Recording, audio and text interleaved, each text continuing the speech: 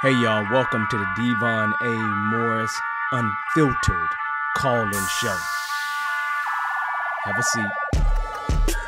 Let's get ready. You have any questions? Come on, call in. Come on to that Discord channel. Do me a favor, get the unfiltered crew some finger snaps. We're ready to get started here. Mondays, 8 p.m. Every single Monday, we're here. I'm excited about it. Are you? Let's get this show started, y'all. The greatest Scrum show on earth. I'll see y'all soon. Enjoy.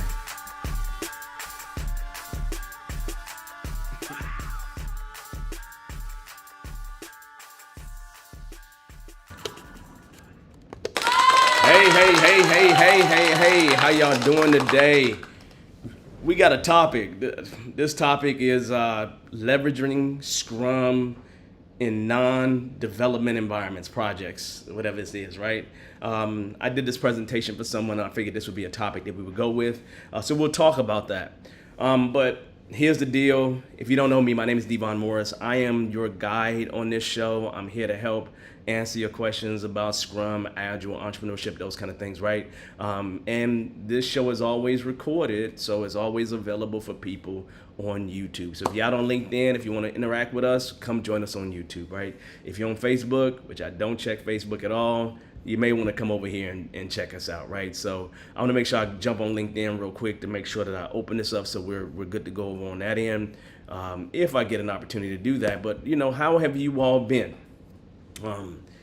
If you haven't been to this show before, the way it kind of works is we talk about a topic for 20 minutes, and then we go ahead and open up the floor for questions as long as people have questions. If we finish early, we finish early. If we go till 9, we go till 9. It's all good either way, right? I just want to make sure I'm available to answer your questions. The show is always 8 p.m. Central Time. The problem is I haven't had the opportunity to work on next week's show, right? So I don't know what the topic is going to be next week, so I feel a little guilty about that.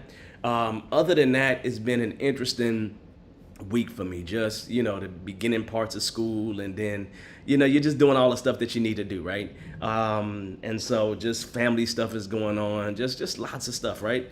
But the good thing is I'm having good times with clients.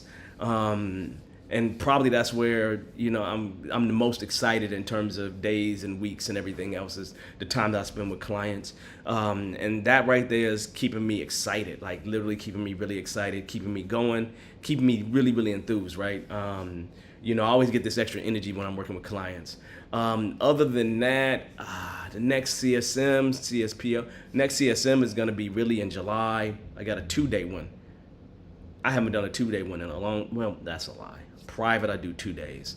But then the public ones, I haven't done a public 2-day one in a long time. So, there's a public 2-day one coming in July, and then I'm gonna do some vacation time in July.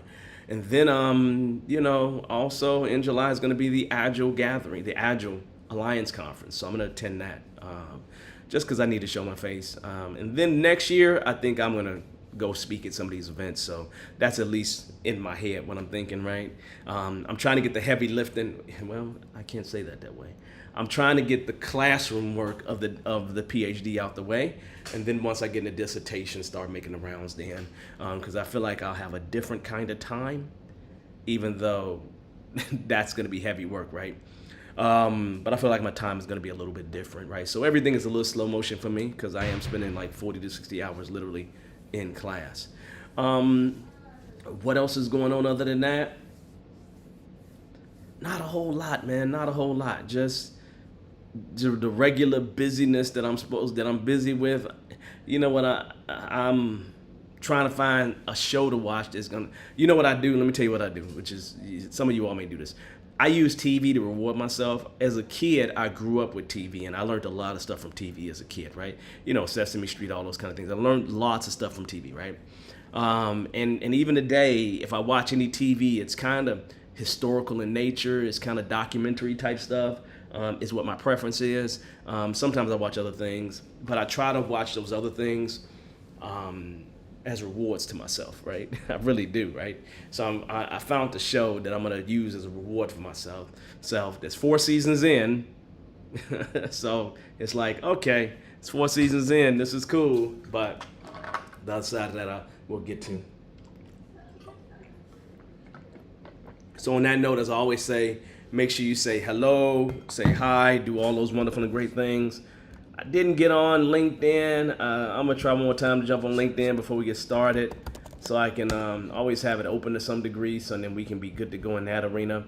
So let me jump over there as usual and make sure we're good. And hopefully it's executing like it should. Let's see. Today is actually the 17th. Yes. Is it 17th? Yeah, it's June 17th. Yeah, there we go. There we go. Let me jump over there as usual. I got this extra sound coming in, so I'm gonna stop that real quick to make sure we're good to go on that. All right, so I got that available to me, so that's a good thing. And now I got you all available to me too. So now I'm feeling like a champion. I'm feeling good. So anyway, on that note, let's go ahead and begin this process of having this conversation and deal with our topic of the day. Okay. So let me. Oh, Safari closed on me.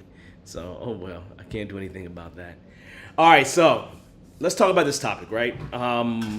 This topic is an interesting topic. I kind of like the topic. And this is Scrum Alchemy, leveraging Scrum in non-systems development projects. And I want to give you some advice in terms of that. And I think the advice that I give you, you will find to be some really nice advice to help you out with it.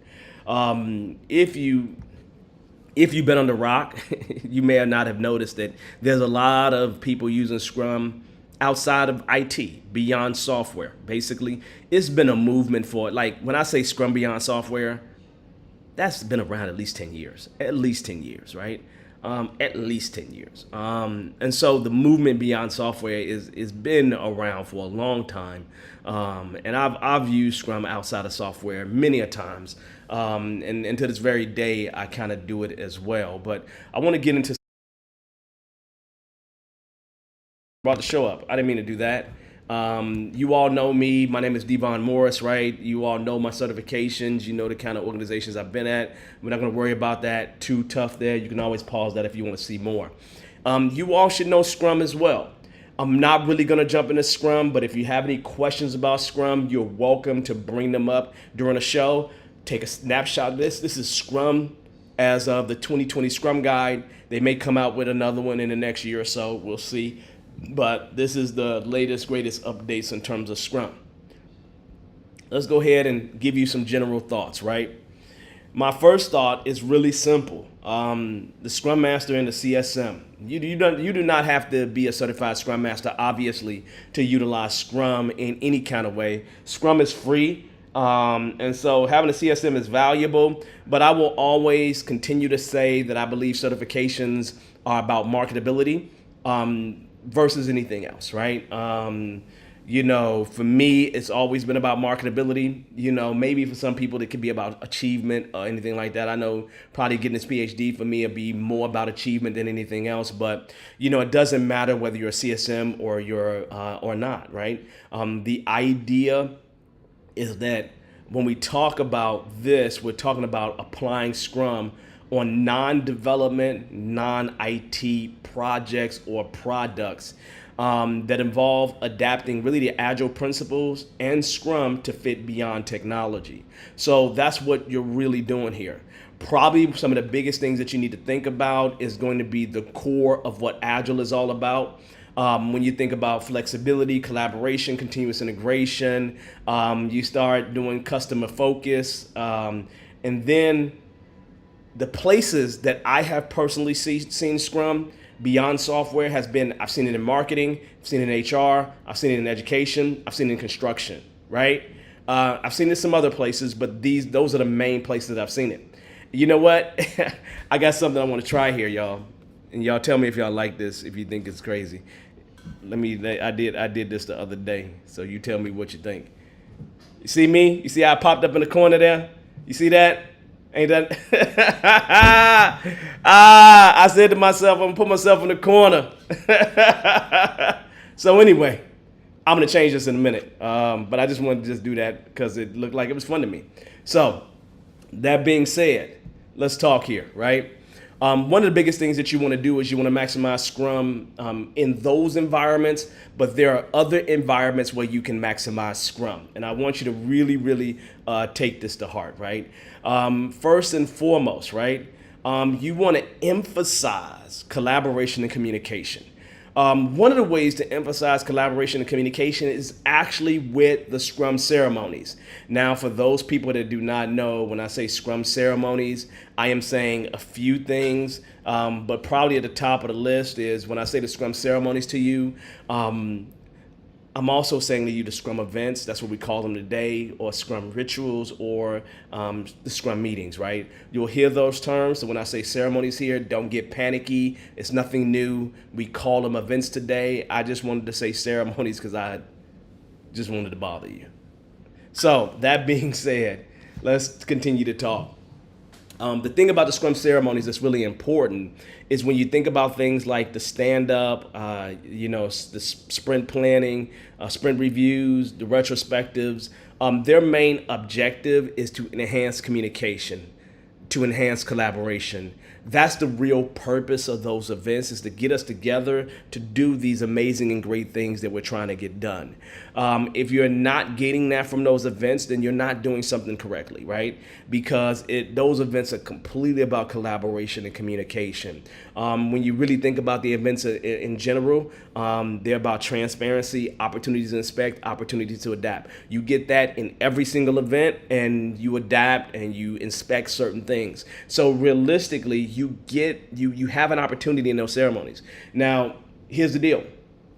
Am I saying to use all the Scrum ceremonies?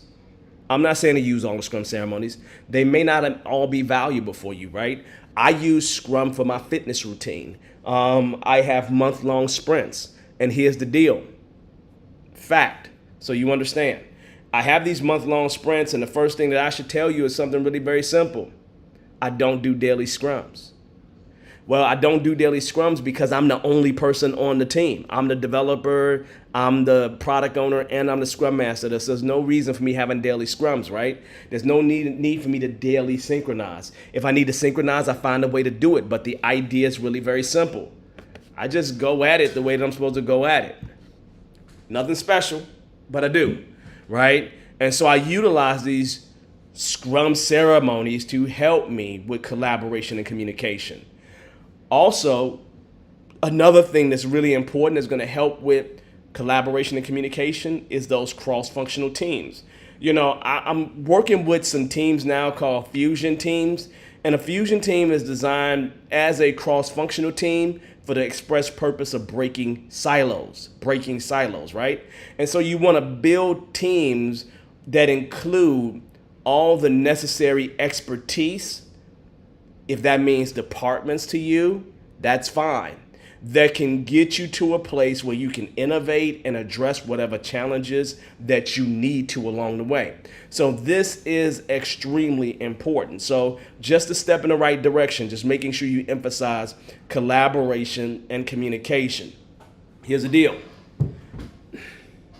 Which one of these ceremonies do you think would be one of the most important ones that can help increase collaboration and communication? I want you to type that in the comments. I know which one it is for me. I'm curious which one it is for you. I want to see if you all in agreement with me, right? And I'm going to tuck it away, and I'm going to come back to it in just a moment. No. I'll tell you right now. I think that the daily stand-ups are always the thing that increases collaboration and communication to me. Especially if the daily stand-ups, the daily scrums are about synchronization of the people doing the work, synchronization of the developers, right? If it's about that, then it's pluses, right? Then you get that, right? But I want to see what you think. Throw it in the comments for me. Next thing I want you to just lay on the top here is to implement iterative development. Iterative development is where you start thinking about things in terms of sprints, breaking down the project, breaking down the product into shorter, more manageable cycles. But realistically, how do you break it down into those manageable cycles? It's really, really simple. You got to break the work down, right? You got to break the work down. So the cycle, the work should be able to be done within a cycle. The key is to break the work down to be small enough to be completed in a cycle, right? So you got to allow the team to tackle the work in chunks, smaller chunks, and make adjustments as you need based on the feedback and how the requirements will change, right? So realistically, I'm saying to you, probably one of the biggest things you're going to be doing is adaptive planning. You're going to be doing adaptive everything because you're going to be adjusting based on this, right? You're going to be adjusting constantly based on this. And it's probably one of the hardest things to actually have is to have something that's a time box and then to break the work down into smaller pieces. It's one of the most difficult things to do with a PO or just with requirements in general. So you just got to make sure you think about that, figure out how you're going to tackle that problem, which you truly can tackle it. Trust me, you really, really can. You just got to go about and do it. But again, we don't stop there, right? Another thing to really focus on is going to be customer feedback.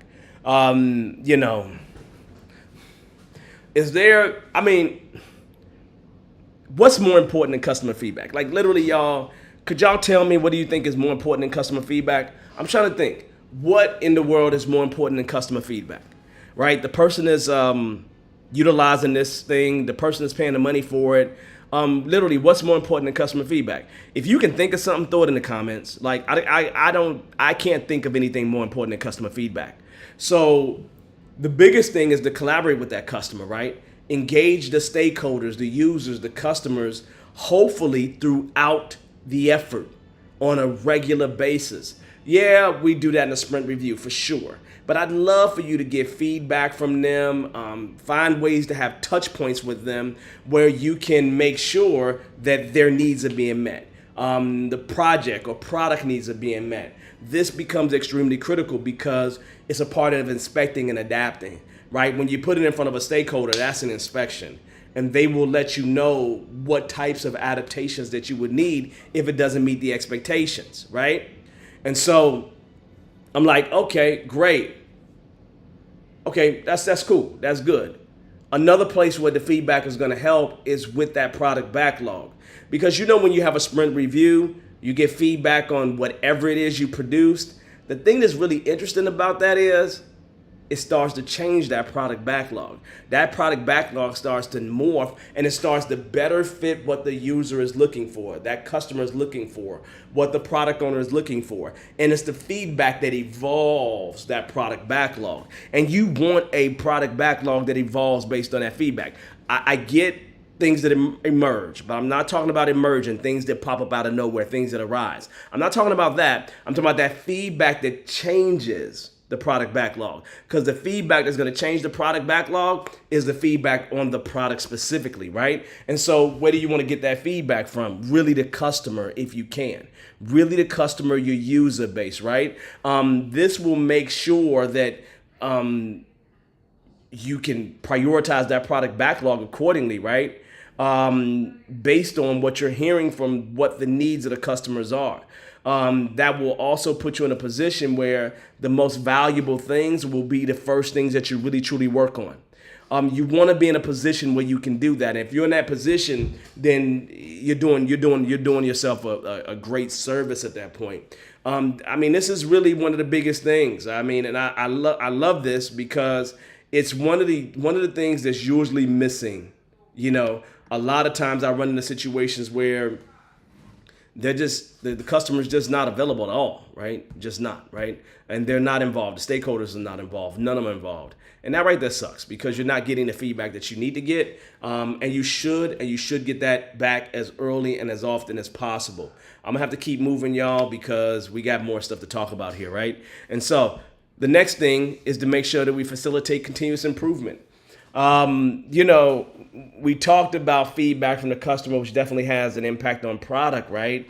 But your retrospectives are really super important, right? They happen at the end of each sprint. We all agree on that. Most of us have been around Scrum for some period of time, right? Talking about what went well, what didn't go so well. How can we make things better? Well, you should be coming up with actionable action items. Those actionable action items and implementing those actionable action items over time is what's going to help make things better.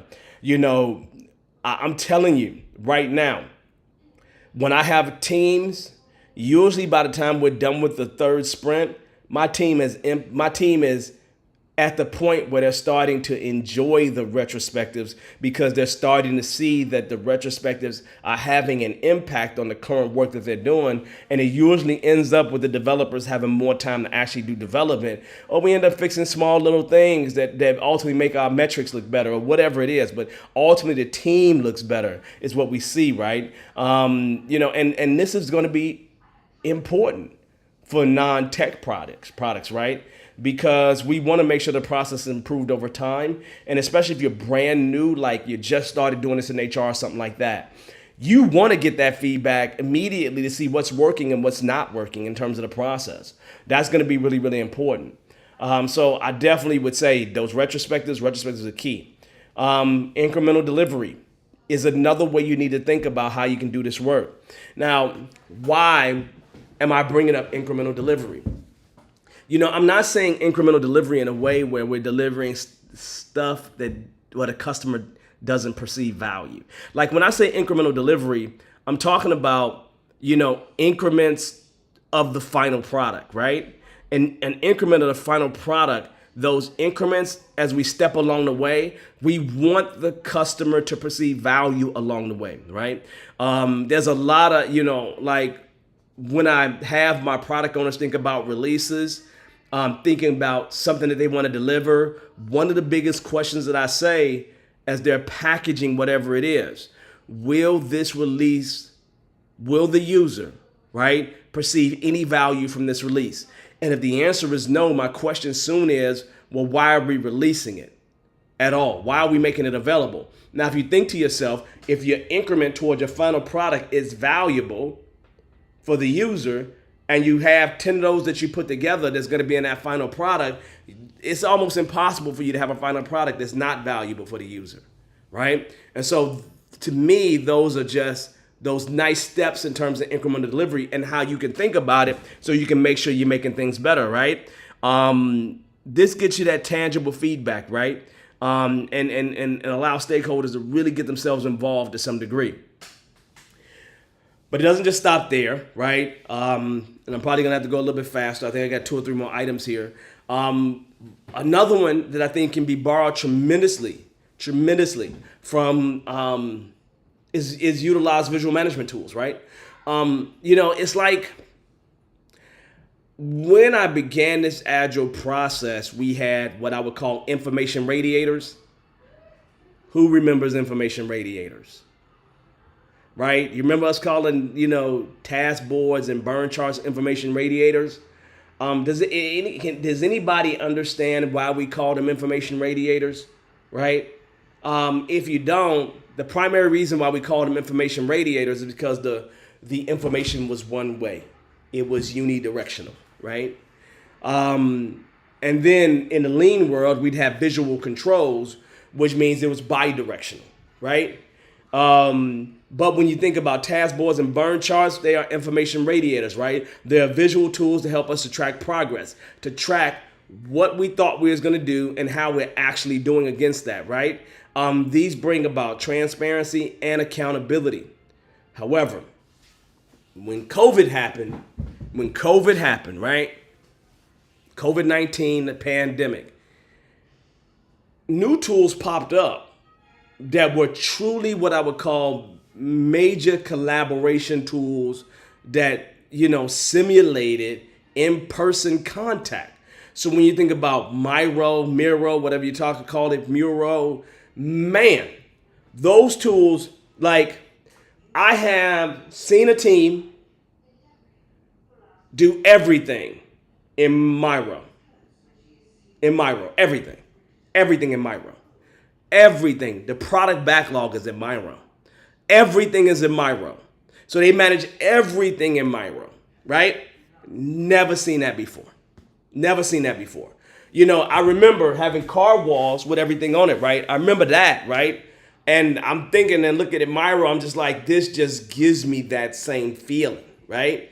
And those tools probably wouldn't have reached the popularity that they have without the pandemic happening, right?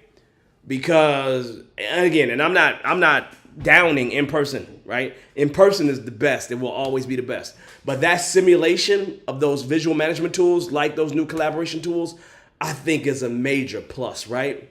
Have you all seen a big difference? When you start thinking about how people collaborate, and how it's changed remotely, and how it's way better remotely today than it was yesterday, or I would say pre-pandemic.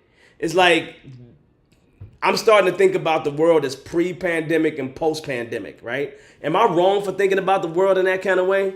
Yeah, but I do. It's almost I can't help it, right? Because a lot of things change, right? I'm talking to somebody today, and they are, getting people to go back to work. The organization is getting people to go back to work. Companies that I worked for, like Allstate, they sold their whole campus. Like they got rid of the whole campus and went virtual everything. So I'm like, it was just a pre-pandemic post. I think of it that way. Maybe you don't. I'm sorry. I just do. Okay. Okay. It doesn't stop there. We got a little bit more to talk about. I think 2 more things here. Could be 1 more, but I'm gonna double check. This is the last one. The last one here is make sure you apply Scrum's values and principles, right? And when I say principles, I'm going to go ahead and point toward the Agile values and principles. Apply these things, right? But Scrum in particular has 5 values. If you've ever been around me, force, focus, openness, respect, commitment, extreme courage to spell force, but it's just courage. Those 5 values are really, really amazing. They're really, really good ways to help the team be able to, get the right stuff, to really kind of help live and breathe this whole Scrum thing, right? I think they're major in terms of doing that. But what they offer you, probably one of the biggest things is flexibility. Openness is one of those things. But they offer you flexibility probably, right? More than anything else, right? They encourage a culture where change is a welcome thing, right? And the thing that's happening for us is change is happening all the time. Even though we say that a sprint is locked down, we don't change any of the stories, any of the requirements in the sprint. It does happen. You've seen it happen. You've been around it happening, right? So this right here is going to be critical, right? To make sure we apply those Scrum values so we have flexibility and openness. Also, the other side of that's commitment and respect, right? We want to make sure that the environment of the team allows the devs to really be able to get things done over time. And that the contributions that they're making are also respected, not just by the product owner, but the organization at large. So this is the basics, nothing more than that, right? When I think about these 5 things, I'll go backwards, apply Scrum values and principles, utilize visual management tools. We got facilitate continuous improvement, focus on customer feedback, implement iterative development, and emphasize collaboration and communication. I have a big question for you all, and it shouldn't be a complicated question. It should be super easy. If you think about what we just talked about in terms of those 5 items, which one do you think would be the most important for a non-IT, non-development project that desires to use Scrum? Which one of them do you think would be most important, right? I'll go ahead and show you again, right? I got emphasize collaboration over communication, implement iterative development, focus on customer feedback, facilitate continuous improvement, utilize visual management tools, and apply Scrum values. If I literally had to pick between one of these, it probably would end up being to implement iterative development. That's probably the most important one to me. Customer feedback would have been it. I think that's extremely important, but I think you can get customer feedback regardless of how you deliver, right? So for me, if I had to put one at the top of the list, it would literally be to implement iterative development. I find that is the major linchpin to at least making those transitions, right? Because I have to start thinking about the project a little bit different than what I've been thinking about things before. And if you want to make this effort to utilize Scrum, in these non-traditional, in these non-IT, in these non-software, in these non-development environments, you have to make that effort to break things down iteratively. You just do. You got to think iteratively in terms of how you do work. I mean, I had some floors that was really dirty.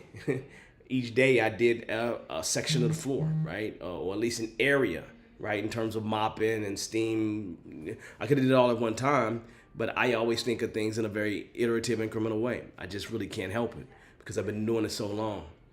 Just curious about your thoughts. So on that note, that really is our topic of the day. It is half past the hour. It is time for me to open up the floor for questions. But I don't know what our next week topic is going to be. I have no clue. I haven't really thought about it. I haven't had the chance to think about it. I had such a busy day. It was crazy, right? So here's my question for you all. What questions do you have about the topic we just talked about or things that are going on in your world? So tell me what's going on, y'all. What kind of questions do you have? I'm opening the floor for questions. If you feel like you have something to really, really talk about, you want to join the show, hey man, I'm going to drop that in the chat right now in the comments so you can see that. You are definitely welcome to join the show and we can have that conversation. I got some headphones here, and I definitely will have my headphones available for us to get into it. I'm going to drop it over here on LinkedIn as well, just to make sure they have it. And now I'm back to my YouTube folks. So, what kind of questions you have? What's been going on with y'all? Please drop your questions in the comments if you have them. Let me say hi to everybody in the room. What's up, Patrick? How you doing? As usual, I'm good. Man, I'm blessed. I don't even know how. I'm good. I'm good, right? Rajiv, what's going on? How you doing? D, how you doing, D? Miss White. I just like to call her Miss White. Jamila, what's going on? How are you? Okay. Looks like we got the normal crew here. So what's going on? What kind of questions do you all have? I love it. And for you all that didn't say nothing, forget you, forgot you, never thought about you. Ain't that stupid? That's really dumb, right? That's really, really dumb. But, that's old school. Old school. I got a son that turned 25 today. That's the situation. 'Cause I'm like, you half my age.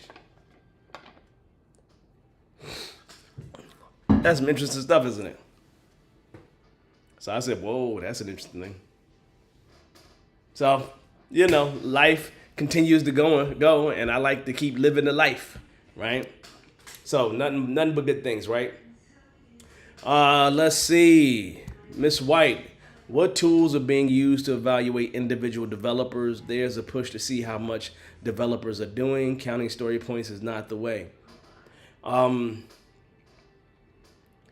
I don't know of a tool that does that. Not today. I mean, you have ways to look at developer specific metrics or development health. I would probably lean toward the metrics that Google used in order to do that, but I don't think that's what you're talking about. Over the years, okay, so let's talk about this over the years first, right? Well, let me say this. If you like what we're talking about, make sure you like the show and subscribe, all that wonderful stuff. But here's the deal. This is nothing new. For everybody in the room, this is nothing new. And why do I say this? Back when I first started doing Scrum, people wanted to know specifically what developers were doing by themselves individually so they can theoretically hold people accountable. Even though they would never fire anybody, they still wanted to do that. And here's what they classically used. They used hours. And they realized hours did not work. Hours did not work. Okay? The problem is that when you estimate, you got to deal with complexity, effort, and risk. A new developer is a lot more riskier than a mature developer. It's just really that simple. If they ever was to come up with a tool, the tool would have a lot of problems in terms of trying to give them what they're supposed to give them, right? I don't know. I have miscellaneous people at my front door, and unfortunately, I'm not going to be answering because I'm doing a show. So that just happens. So I don't think that there's not any tools that I've seen that exist that help developers, that help to give management that kind of information. And I just haven't seen that over the years. Now, I will say this. I do not believe in any kind of way that they could actually really hold people truly accountable for any tool that would exist. Any tool that existed like that couldn't truly hold developers accountable. And the reason why I say that is, and I'm talking software developers first out of the top of my head, right? If you think about a software developer, for example, a software developer could write a condition in many different ways. Can write something that's conditional based on many things in many, many different ways. And if they do write something that is conditional in many, many different ways, that means that 2 developers, 3 developers, 4 developers can write it differently, come up with the same outcome, and spend vastly different times, right? And so how do you say which one was the most right? Okay? Especially if they came up with the same outcome. Okay? So these things we have to think about, these things we have to deal with. So although they want to do that to account for individual developers, to evaluate them, it's never worked in practice. It's never worked in practice. And yes, they've tried to use story points, and that doesn't work in practice. They tried to use hours, that doesn't work in practice either. I usually find it to be an excuse for laziness, because usually most people know who the good developers are and who the bad developers are. Most people know the good workers and the bad workers, right? Most people know the difference between them, and most people just trying to find reasons on why they're going to do something, right? If your developer is not so good, you're probably going to help them get better, right? Because developers just don't grow on trees at this point, right? So I would say to you, I have not comfortably seen any tool that exists that can help management evaluate individual developers relative to each other. Okay? Yeah, I haven't seen it. I just haven't seen it. My question is, for the people that's here, have you seen a tool that exists like that? Have you seen a tool legitimately exist like that? I mean, I think if you want to find some way to make up a way to truly evaluate developers, you can, right? But I'm talking about a tool that truly, truly does that, right? I think that there's code health, right? And with code health and health of your development, that could point in that direction, but I don't think that that's designed to compare developers across the board. So I would say I don't know of any tools. I haven't been exposed to them. The only problem is I've been out of development for many years at this point, and so I haven't. I always say that doesn't make any sense, and I shut it down normally whenever I'm inside of an organization, right? And I haven't found anyone that's been able to justify or go beyond the shutdowns. Make sense? So I don't know of any tools. Ms. White. If you find some, bring it back to us and let us know. But I'm going to assume that you don't want to find any. Like, I'm going to make the assumption that you think this is a bad idea and you really don't want to do that and you're just trying to get ahead of them. That's what I think you're doing, right? Let me know if I'm wrong. But if you find some tools, let me know, because I would love to evaluate them and see. I would love to evaluate them to let you know the biggest flaw in them. Right? I would love to do that. I really would love it. All right, so let's move on. Patrick, the ultimate purpose of daily stand-ups is Communication and feedbacks, right? Don't get collaborative visual boards.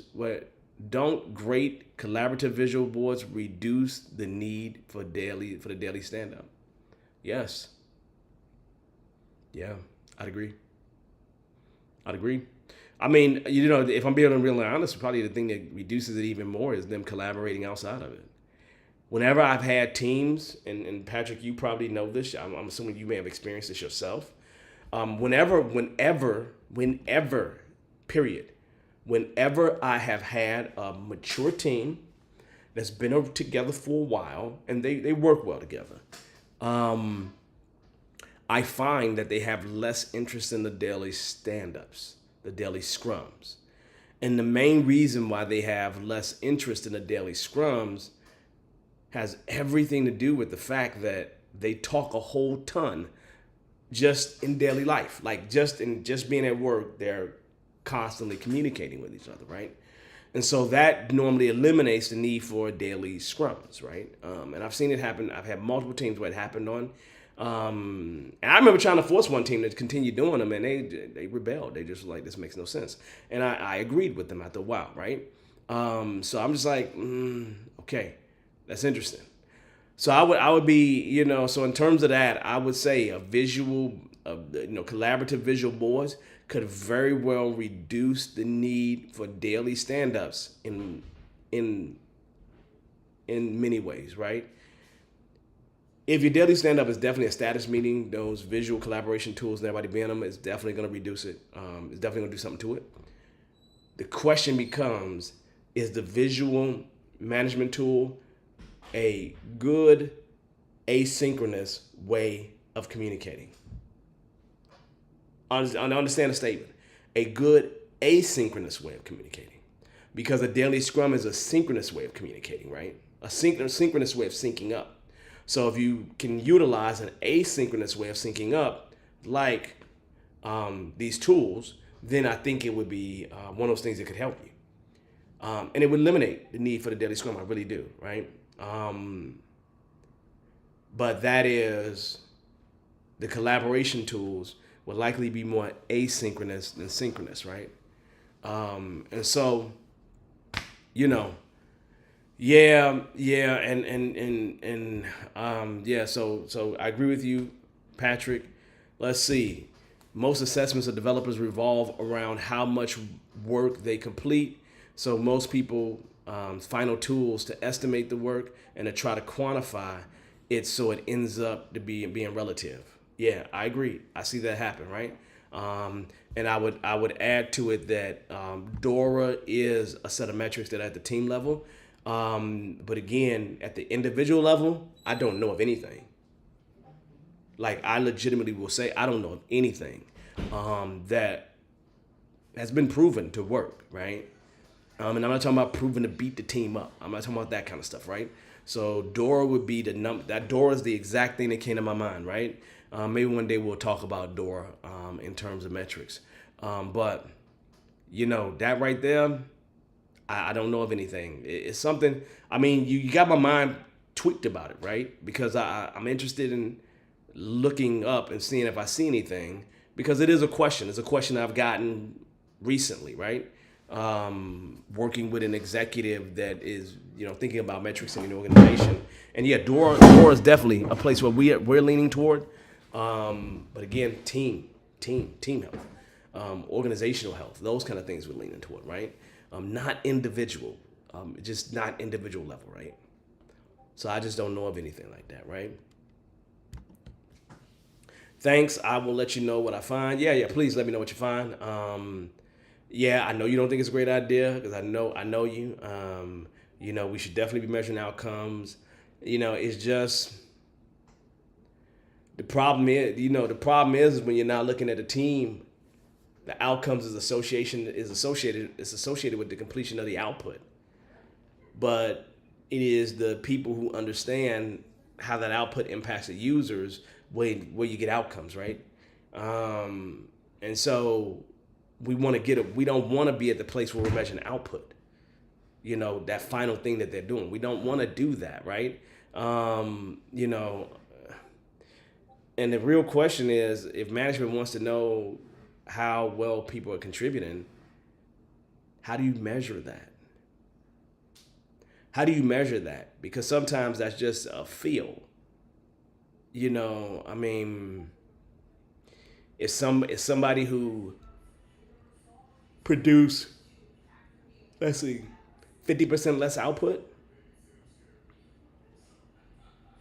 does that, and then what about the ways that you contribute that are not tangible, that are intangible, right?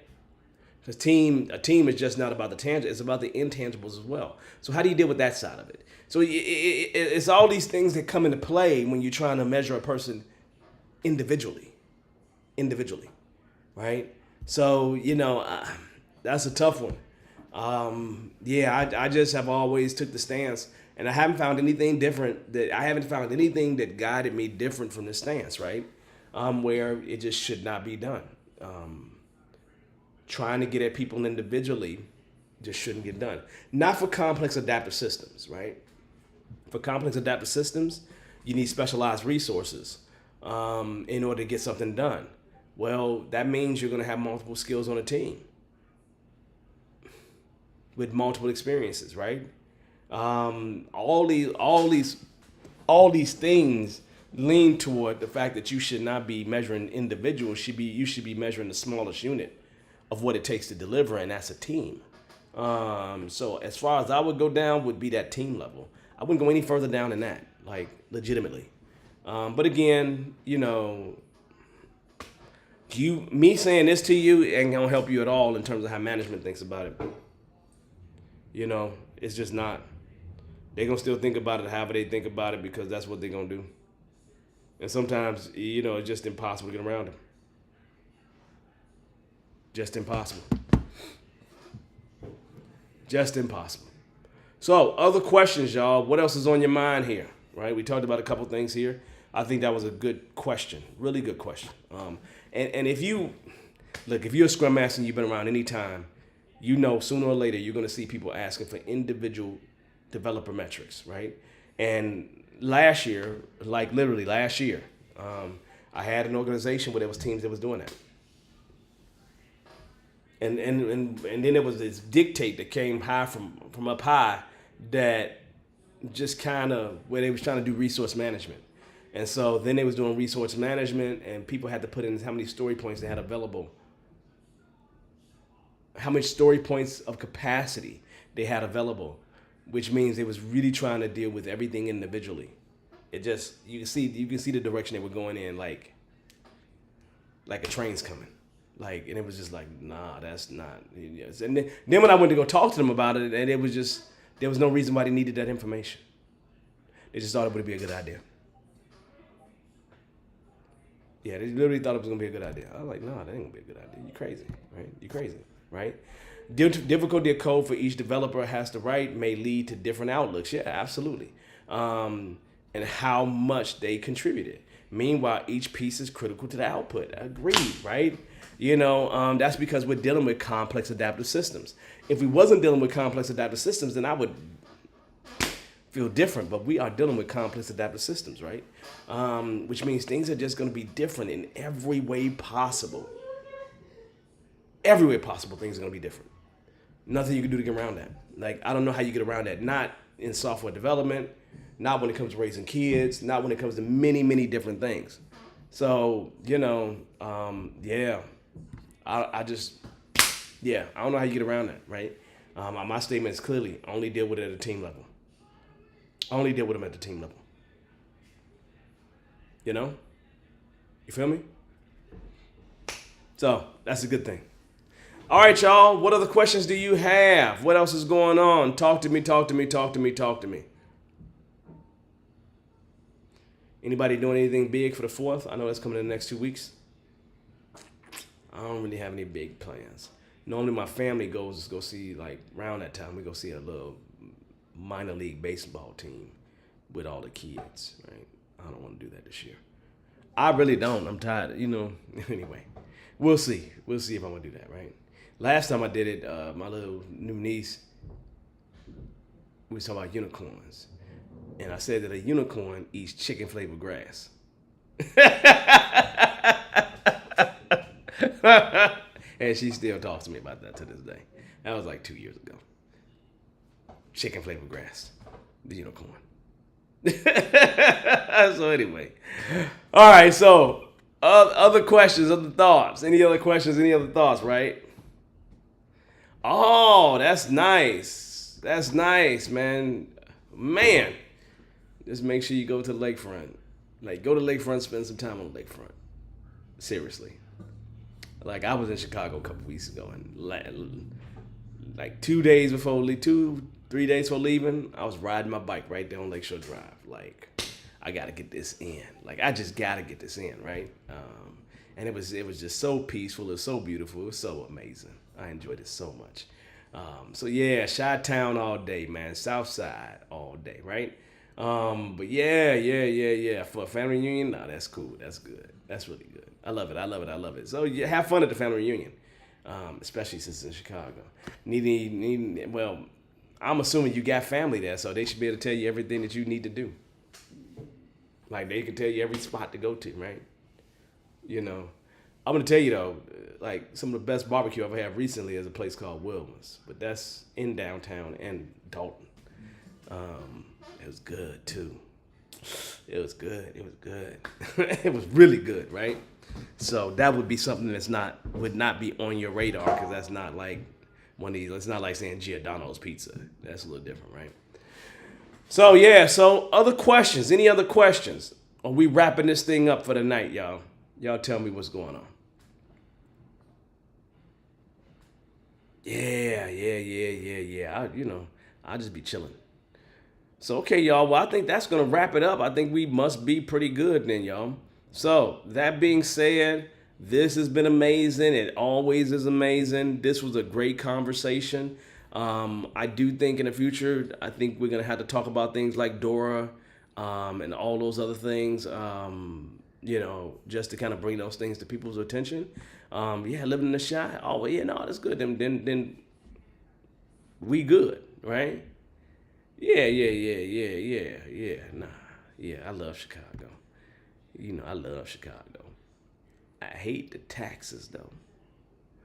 I hate how expensive the Midwest is. Like, I really don't like that. Like, I literally, bought Vaseline at the same brand of store in Texas versus in Chicago, and it was 20 to 25% more in Chicago. Like, the same exact thing. Why working on the 4th? Don't be working on the 4th. You're supposed to be celebrating black folks. The 4th may have different meaning to you. I know this much. Kendrick Lamar's doing the pop out on Juneteenth. Yeah, I was having this conversation with my son about Kendrick Lamar, right? But anyway, the point is, if you're working on the 4th, just make sure that somebody bring you a plate. Make sure somebody bring you a plate, okay? Like, just make sure somebody bring you a plate, okay? Do that. Make sure somebody bring you a plate. If somebody bring you a plate, then you're good. Oh, that's Ange. Look at Ange. Look at Ange on the pop out. Look at Ange on the pop out here. What's going on, Ange? How you doing? How's life treating you, Ange? You know what? I'm going to say, Ange, right now, I'm going to say this to you. Your last name sucks. Whatever last name you got right there, it sucks. It sucks all day, every day, and you know that you should change that. I'm just going to say that to you, right? All right, so Juneteenth. I'm going to Black Rodeo. Oh, yeah, all right. And you in Atlanta, right? Oh, yeah, Black Rodeo sounds cool. I got a little cousin that love rodeo. She came to Texas and was just like, fell in love with rodeos, right? Getting the boots, going to ride horses, just all that kind of stuff she's doing. I'm like, wow. I just learned about barrel races. Somebody brought up barrel races. I'm like, barrel races, what's that? I understand now. No, hey, I'm gonna do my best to stay safe. You going to Chicago this weekend, you stay safe. Matter of fact, since you lived there a long time, you know where to go and you know where not to go. As long as you know where to go and when not to go, Chicago is as safe as can be. Facts. Those are facts. Facts all day, every day. I may have to go up to Montreal, y'all. Canada, right? So, nothing wrong with Canada, but I may have to go to Montreal to go do some stuff. If I gotta go to Montreal to go do some stuff, then I just gotta go to Montreal to do some stuff. It is what it is. You know, fun stuff, fun times. So, yeah. All right, then. I think we're gonna be good to go, y'all. So, look. It has been a pleasure. It is always a pleasure. I always enjoy my time with you all. I don't know what the topic is going to be next week, but I will make sure that tomorrow I put it out in the universe, so you'll see it scheduled if you're subscribed. So make sure you're subscribed. On that note, I'm going to say, hey, y'all. Hey. Stay busy and always talking amongst each other. Well, you know, hey, you're supposed to be busy and talking amongst each other. All right, y'all. Well, look, y'all have an amazing week. You need anything from me, reach out. Other than that, peace. Have an amazing time, y'all. Bye-bye.